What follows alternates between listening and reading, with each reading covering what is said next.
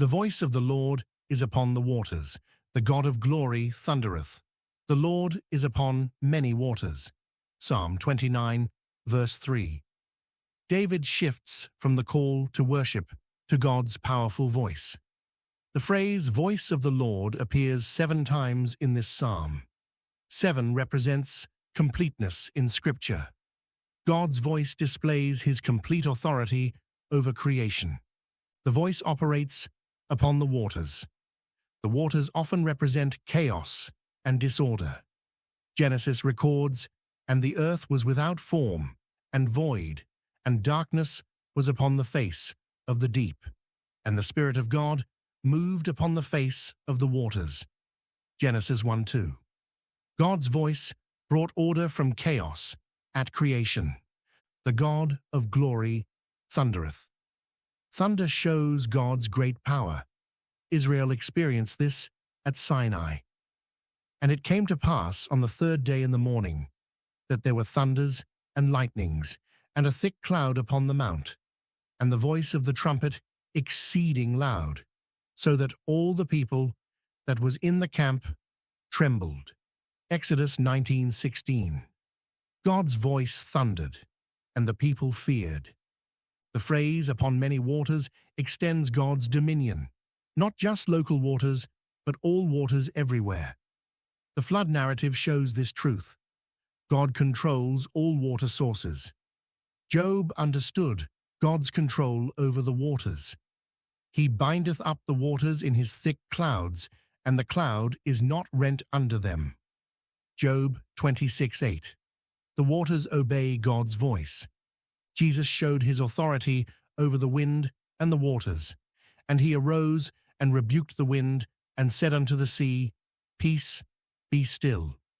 And the wind ceased, and there was a great calm. Mark 4:39. Christ's voice commanded nature. The voice of the Lord is powerful. The voice of the Lord is full of majesty. Psalm 29, verse 4. 2 attributes describe God's voice: power and majesty.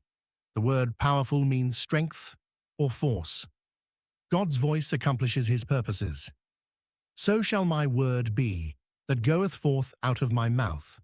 It shall not return unto me void, but it shall accomplish that which I please."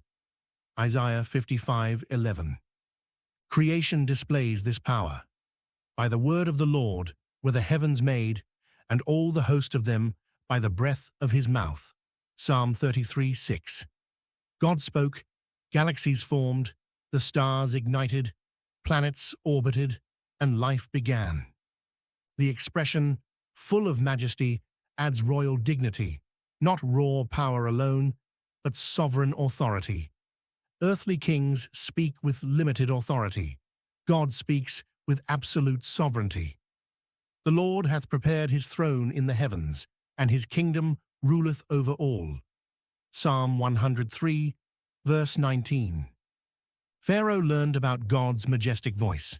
Moses declared, "Thus saith the Lord, let my people go." Exodus 8:1.